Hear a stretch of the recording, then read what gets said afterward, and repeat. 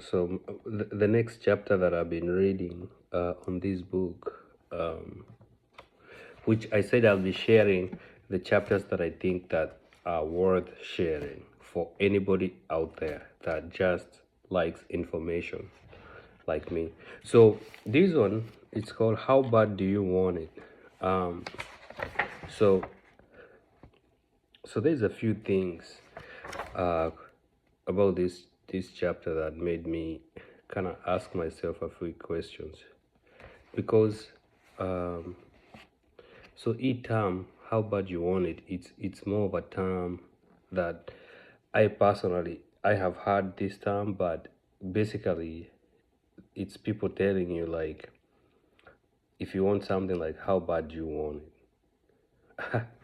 And I used to have a problem with this term because if somebody does not know your full story, your full background, I think it's very unfair to throw this term everywhere. Um, Even though you're talking about success, this term ni term yenye like, to be honest, inaweza kuwa very unfair, especially uh, if you're talking ka unaongelesha watu wenye like they have had nothing but um, things have not been things have not been going good for them since day one, since they were born. Ama wase wanajaribu all their level best, but due to the place that wako, like they can't go that far. So that's the only thing about this term yenye um, that I had an issue. But I'm gonna read a few things here in it. Uh, I thought that they were good. So this is the turning point of all the turning points. There is no going back now.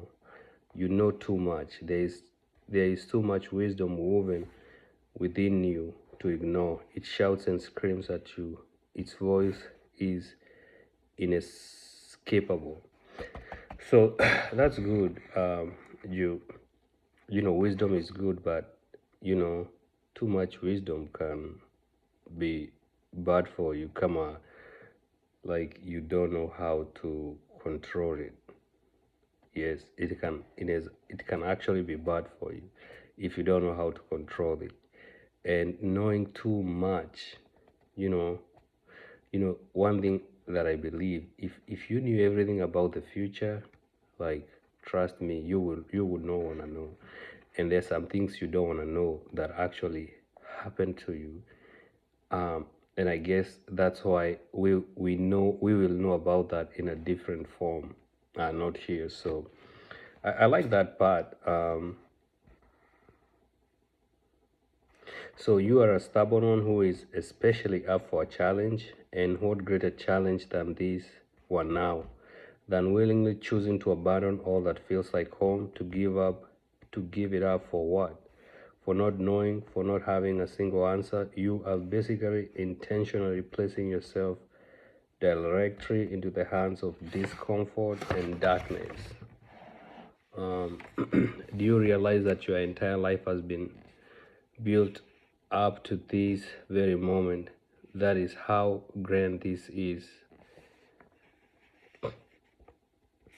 So, if we look at your life a year from now and you are in the same position, facing the same thoughts, how would you feel? Where do you want to be? What do you want to become? Enough excuses, enough playing small. You're better than this.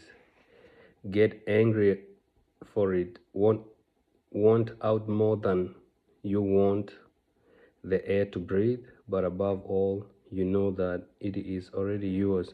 Know that you already have it.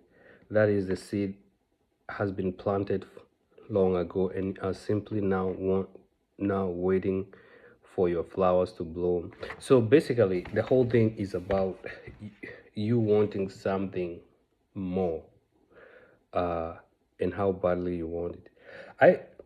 Mimi mwenyewe, I just don't know. Personally, venye nimejionea, and I have been through a lot.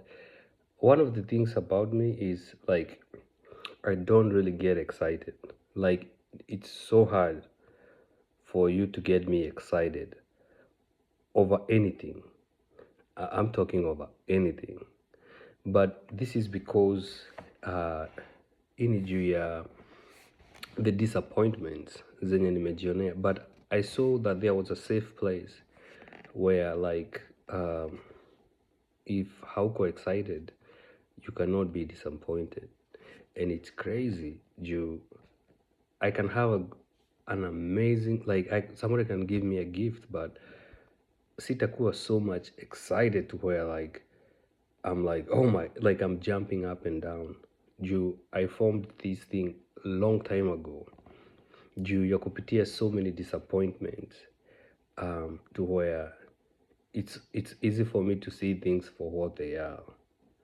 You see, so let's say you want something really bad, like the way she's saying, how badly do you want it? And then you put all your eggs in one basket, and then that thing does not work out. So that means, you know, the greater the energy that unaeka kwa hiyo kitu yenye unataka and then you don't get it, inamaanisha the greater the disappointment yenye utapata. Like it's crazy, but I think if you balance the two, na sisemi like disappointment ni ya kila mtu. Me personally, I know disappointment ni one of the things I nearly face growing up, and hata sahi, and that really shaped me to where me mwenyewe I don't really get joy from vitu kama gifts. I mean nitazi appreciate, but sitakuwa na ile joy like jumping up and it's strictly it's thank you and that's okay. And even if that's how I see things. Disappointment is real, na sikudanganye, like disappointment can change disappointment can change everything about you, especially like if you are growing up as a kid, like ulikuwako disappointed in your family, in maybe your parents. This creates something in you as an adult. First of all, it creates hyper independence. So me personally, I am very hyper independent. Like me, I don't ask people for anything, and I like it that way.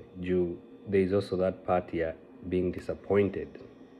But I'll talk about disappointment another day. It's very real. I'm telling you, if these things has shaped your childhood, trust me, like I could probably tell you so much. And that's why I like the things I talk about. They really show you what really happened in your childhood, what like vitu zenye ulikosa, and how that is shaping you as an adult. You don't talk about it, it's still shaping you. It's still shaping you. If you have major trust issues, disappointment was a big thing in your childhood, ama in your adulthood. But how do you my big thing is like, how do you live a life without where you can protect yourself? You see, jumi mwenyewe nilikuwa naishi a life where I was so naive, and I was moving from one thing to the next thing for so many years until I said, no, I want to change something here. And it's not that I have money, but I'm doing it for me. I'm doing all this for the fact of like nilichoka kutumiwa, nilichoka just always being the one losing, nilichoka. I was doing this for me. So I guess, how badly do you want it? For me personally, I want it so bad to where like I can protect myself. And unajua mtu anaweza fikiria, oh, I'm very poor, I don't need this. No, you do this to protect yourself, to protect, as you're growing, as you are relearning hizo habits, like you need to protect yourself, like you need to understand like your time is valuable. Hata kama you got nothing going for you, like even if hauna anything going for you, like you need to understand your time is valuable. You're valuable. Like don't let people push you back and forth. And these were the things that me mwenyewe I faced till I had, like I was confronted by so many things. I had to face my inner, like nakumkanga kuna time nilikuwa na keti hivi najiuliza, yani huyu msee amenibeba ujinga aje. Just the fact that I don't have anything going for myself and I don't have anything I can give in return, na ananibeba ujinga. So hapo ndipo nilianza kujua like I have to change my standard, like lazima ni change regardless of what I have. You have to you have to respect me. So I guess, how bad do you want it? You interpret that for yourself. You interpret. If you want to go for the big things, more power to you. More power to you. So I thought about that Jew. It's not one time. I have actually argued with somebody kuhusu hii thing, but yeye alikuwa anakuja from a perspective of like you are so lazy, if you want something go get it. The person mwenye alikuwa ananiambia hivi, he was born in full riches. Babake alikuwa tajiri, akamwachia mali. So it's so easy for him to say that juu ye mwenyewe hajahaso, hajui what it means kulala njaa. So that is why I had an issue with that. Alikuwa ananiambia you just don't want it bad. Like I was like, dude, like you don't know my whole life. You see, now if you look at both lives, like yeah, he can't say that. Anything that he wants, like wazazi wake walimweka financially stable to where he can do that. And so akiona watu wafanye hivyo anafikiria they are lazy. And I had to, ilibidi nimemhumble na hii point, and he got humbled. So that is how I viewed that statement.